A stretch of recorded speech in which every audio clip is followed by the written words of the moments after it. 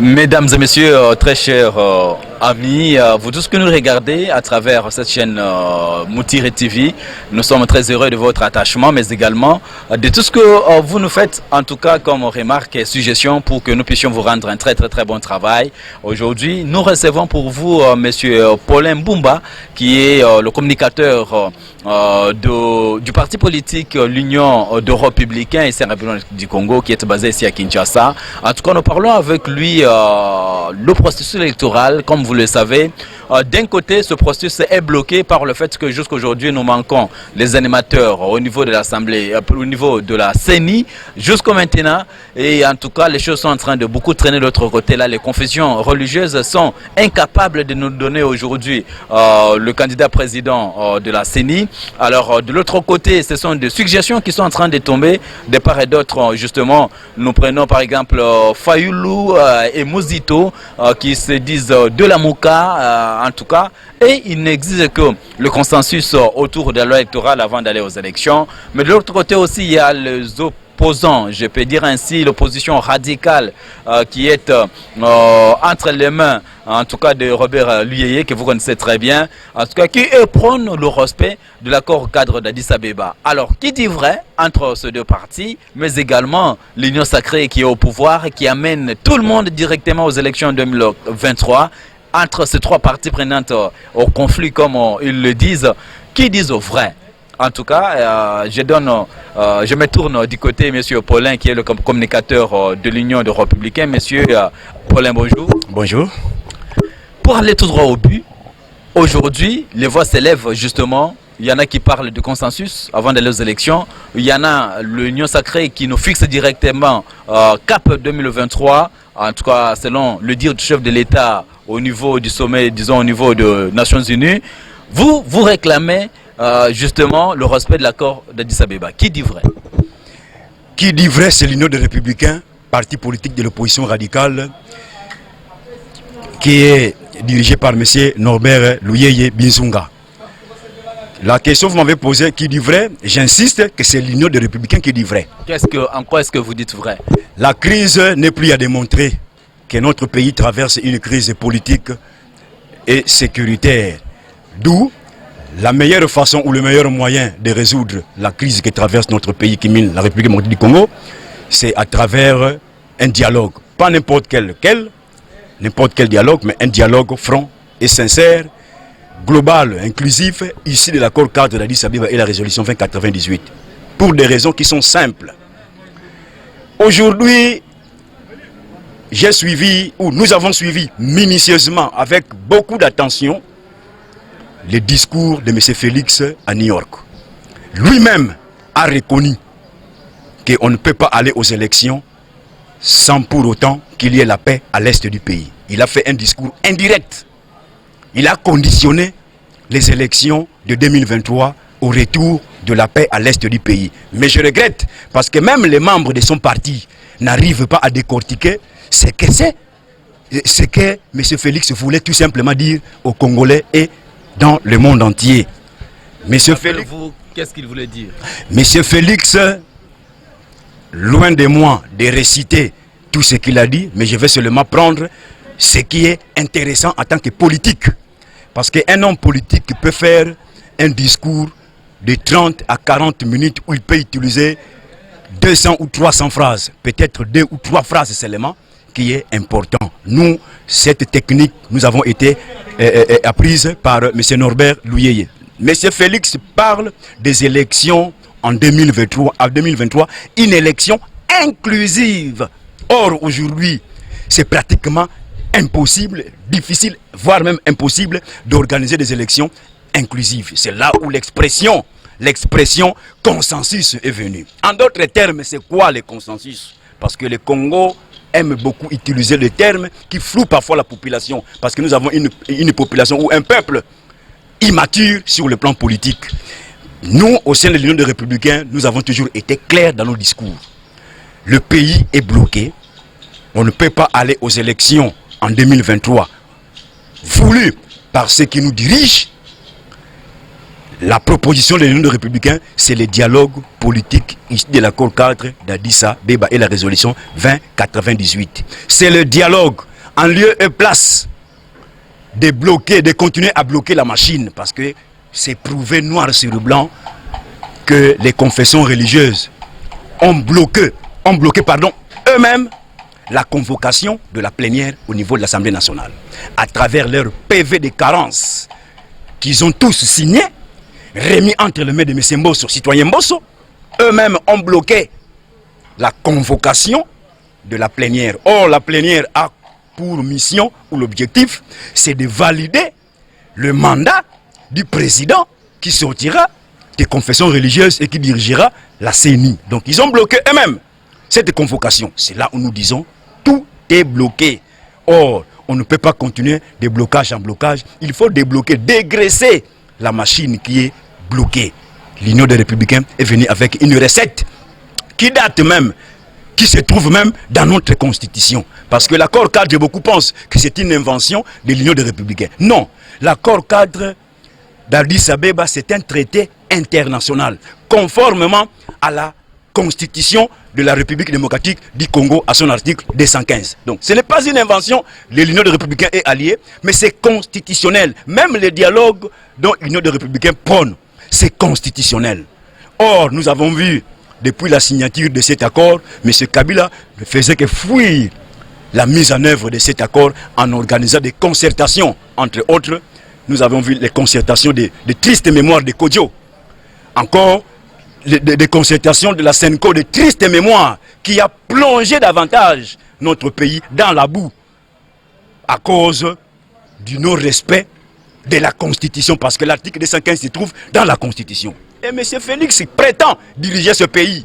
Il sait très bien que l'article 69, dernier alinéa, lui donne le pouvoir d'être le garant du respect des accords et traités internationaux. C'est là où l'accord cadre est venu. C'est un traité international. D'où, lorsqu'on parle que nous respecterons la Constitution, nous sommes là pour appliquer la Constitution. Mais l'article 215, l'article 69, dernier alinéa, qu'est-ce que vous faites avec? Alors, parce que vous êtes en train d'insister sur l'accord cadre d'Addis Abeba, je peux dire vos partenaires politiques, entre autres ceux de la MOUCA, ils sont en train de demander le consensus. Que doit-on privilégier? C'est le consensus pour le moment sur la loi électorale ou bien seulement l'accord cadre comme vous êtes en train de l'exprimer pour le moment? Non, quand vous dites nos partenaires de la MOUCA, non, nos adversaires de la MOUCA, parce que eux, ils sont dans les institutions. Nous disons, l'Union des Républicains prône le dialogue. Eux parlent du consensus. Ça, c'est pour flouer la population. Il faut dire la vérité. Ils savent très bien ce que nous disons. Ce que je dis là, ils savent, tous les communicateurs de la MOUCA savent que ce que je dis, c'est ça la réalité. Mais ils veulent flouer la population juste pour gagner du temps. Or, l'Union des Républicains dit qu'en gagnant du temps, les gens meurent à l'est du pays. Il y a la crise. Hier, savon les coques coûtait 250 francs. Aujourd'hui, 600 francs. Alors, on ne comprend plus. Où allons-nous? Allons-nous demeurer dans cette crise ou allons-nous donner la solution? Raison pour laquelle l'Union des Républicains est venue avec cette recette. Le dialogue politique ici de l'accord cadre d'Addis Abeba. Monsieur Félix, j'allais oublier, en conditionnant les élections de 2023 au retour de la paix à l'est du pays, est venu rejoindre son frère Norbert Luyeye dans sa déclaration ou son discours du 4 juillet 2021 et du 22 août 2021 pour dire que Norbert Luyeye le 4 juillet disait quoi? On ne peut pas aller aux élections pour y aller. On ne peut pas organiser des élections pour organiser, parce qu'étant donné que les élections ne sont pas aussi une panacée, nous devons aller aux élections qui ne vont pas germer les conflits demain. C'est là où il avait dit qu'on ne peut pas aller aux élections sans qu'il y ait la paix à l'est du pays. Et Dieu merci, aujourd'hui, M. Tshilombo, à New York, l'a rejoint indirectement, mais les gens jusqu'à présent veulent torpiller ce discours en disant que non, il a tapé la main sur la table en disant que de gré ou de force les élections en 2023. Mais pourquoi il dit je leverai la mesure de l'état de siège jusqu'à ce que je verrai ce que j'avais décidé et que sur le terrain qu'il y ait des réalisations escomptées. Est-ce que ne voyez-vous pas qu'avec votre position aujourd'hui de demander coûte que coûte le dialogue, vous êtes en train de préparer le lit pour le glissement? Non, le glissement avait été préparé par les tenants du pouvoir actuel. C'est eux-mêmes. Lorsque M. Félix à l'est du pays parle que la priorité, ma priorité, c'est le recensement de la population. Or, la population, quand vous interrogez chaque Congolais, il vous dirait que non, 2023, élection. Même nous, on se préparait dès le début pour affronter cette fois-ci les élections en 2023, pour éviter toutes les critiques que les gens ne cessaient de nous faire. Raison pour laquelle nous sommes préparés pour affronter cette fois-ci les élections. Peu importe la manière ou la forme des élections. Mais les tenants du pouvoir, en conditionnant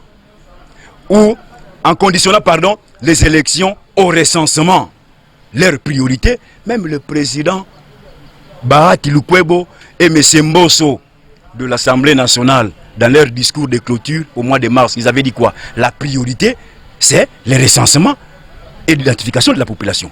M. Sam Alukonde, qu'on appelle aujourd'hui Tonton Sam, lui-même, après avoir terminé leur séminaire de 3 jours et leur anniversaire de 100 jours, il avait dit quoi? La priorité des priorités du gouvernement aujourd'hui, c'est le recensement, l'identification et même l'enrôlement. Or, il n'y a pas l'argent. Aujourd'hui, aller aux élections, il y a des paramètres. D'abord, le paramètre politique ne nous permet pas, puisqu'il y a blocage.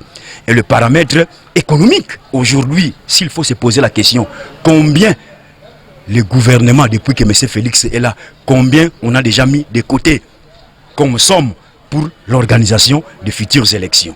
Je pense que vous allez me dire que non. Les ministres avaient dit que non, on va. C'est une promesse. C'est-à-dire, ils comptent sur le budget de 2022. Or, nous sommes déjà en retard. C'est là où l'Union des Républicains insiste. Ce n'est pas nous qui avons favorisé le glissement, mais c'est M. Félix, à travers M. Mbosso, Bahati, Samalukonde et lui-même, leurs propos. Ils ont favorisé eux-mêmes le glissement. Mais M. Félix voulait que la classe ou l'ensemble de la classe politique porte cette responsabilité. Nous avons dit niet, l'Union des Républicains n'est pas avec eux.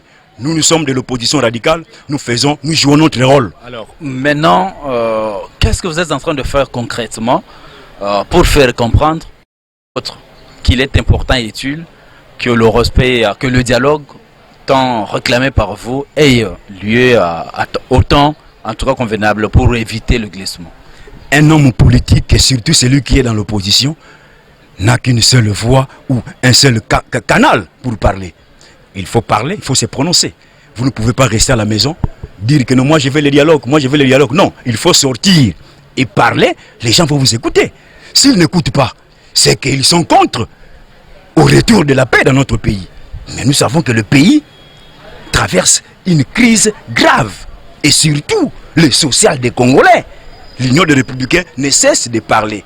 Et au sein des membres du parti, nous continuons notre implantation, nous sensibilisons dans des différentes sections, dans des différentes fédérations, des différentes cellules. Nous travaillons sur le plan interne pour préparer les futures élections. On ne sait pas, ça sera organisé quand, mais je pense que c'est autour d'une table que nous allons nous mettre d'accord sur la date et quand est-ce que nous allons organiser des élections inclusives, apaisées, transparentes et démocratiques. Pour terminer, Monsieur Paulin, aujourd'hui, parce que vous avez touché le point de finance, ça me rappelle, il y a peu, en tout cas la gouverneure de la Banque centrale du Congo nous a communiqué tous qu'il y a eu augmentation de réserves d'échange à la hauteur de 1,3 milliard de dollars. Et vous êtes satisfait? C'est quoi votre analyse? Non. Dire à un parti politique comme l'Union des Républicains que vous êtes satisfait, je dis niet. Parce que j'ai beaucoup de respect vis-à-vis des mamans. Et j'aurais souhaité que cette maman puisse expliquer au petit peuple les 3,3 milliards là proviennent d'où. Deuxième communication, ça avait été voilà. Fait. Non. Expliquer les petits peuples. Parce que les petits peuples pensent que comme on a 3 milliards, je pense que demain, le carton de Thomson va baisser. C'est ça, le petit peuple pense que, hier, savon les coques coûtait 500 francs, et aujourd'hui, savon les coques coûte 500 francs, demain ça coûtera 150. C'est ça dans l'entendement du peuple congolais, c'est-à-dire le social. Or, ce n'est pas l'argent qu'on peut compter, faire je ne sais quoi là. C'est quand même, reconnaissez-vous l'augmentation de réserves d'échange? Non. Le réserve d'échange, oui, ça se trouve là. Mais pour quelle finalité cet argent-là? C'est pour résoudre le social des Congolais? J'ai dit niet. Ça c'est pour empêcher qu'il y ait, comment on appelle ça, lorsque l'argent, lorsque, pour empêcher l'inflation. C'est là où la Banque mondiale, où le FMI nous a aidés en nous donnant et cet argent-là comme matelas. Voilà. Donc cet argent-là ne nous appartient pas. Et ça, Nyongo. Donc les gens doivent savoir qu'il ne faut pas crier sur les toits en disant que nous avons 3,3 milliards. Mais les Congolais attendent son assiette. Est-ce que les 3 milliards viendront dans l'assiette? Non, ce n'est pas ça. Nous devons travailler. C'est un score historique. Non. Historique par rapport à qui? Par rapport à quoi? Parce que certaines personnes veulent toujours comparer. Kabila a fait ceci. Et Kabila dira quoi? Laurent Désiré Kabila a fait cela. Et Laurent Désiré Kabila dira quoi? Non, ce n'est pas moi. Mobutu a fait ceci. Mobutu a fait cela. Et Mobutu dira quoi? Ce n'est pas moi. Kassavou avait fait ceci. Et Kassavou dira quoi? Ce sont les Belges. N'est-ce pas? Donc c'est un faux débat, ceux qui viennent. Non, voyez, il y a 3,3 milliards par rapport à ceux qui nous ont laissé 1,567 milliards. Ce qui est important dans cette augmentation. Ce qui est important pour le peuple congolais, c'est son assiette. C'est le panier de la ménagère. C'est ce qui compte. Et les restes, ce sont des buzz. Nous sommes des acteurs politiques. Nous savons de quoi nous parlons. Donc il ne faut pas venir tromper la population qu'il y a 3,34 milliards et tout ça. Et pourtant, la population peine à marcher à pied. Quand bien même qu'on a placé des ponts dans des grands acteurs dans notre pays. Donc, nous devons être sérieux envers nous-mêmes, surtout les acteurs politiques. Mais je veux dire ceci. Norbert Luyeye a toujours dit que il n'est pas tard pour mieux faire. On peut sauver ce pays, même dans 2 secondes, même dans 1 minute ou dans 5 minutes, on peut aider ce peuple. C'est vrai que vous êtes opposant radical. Peut-être la dernière question. En tant que patriote, comment voyez-vous le travail mené par UGF aujourd'hui en termes de cette chasse, je dirais, aux détourneurs de deniers publics aujourd'hui en tant que patriote? Oui, il y a à boire et à manger par rapport à ce que notre frère Jules est en train de faire. Parce que M. Gilles, jusqu'à preuve du contraire, il fait son travail, mais pas à la satisfaction des attentes des Congolais. Pourquoi? Lorsque vous dénoncez, vous découvrez qu'il y a malversation quelque part. Ce n'est pas à vous de venir faire des conférences de presse. Il faut donner à qui des droits le message. Et c'est à qui des droits qui saura qu'est-ce qu'il faut faire. Mais lui, il se comporte comme si c'est lui l'OPJ et c'est lui, je ne sais pas.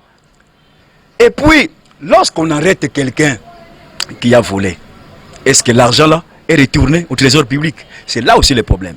On a parlé, Bakonga a volé l'argent, Bakonga est parti.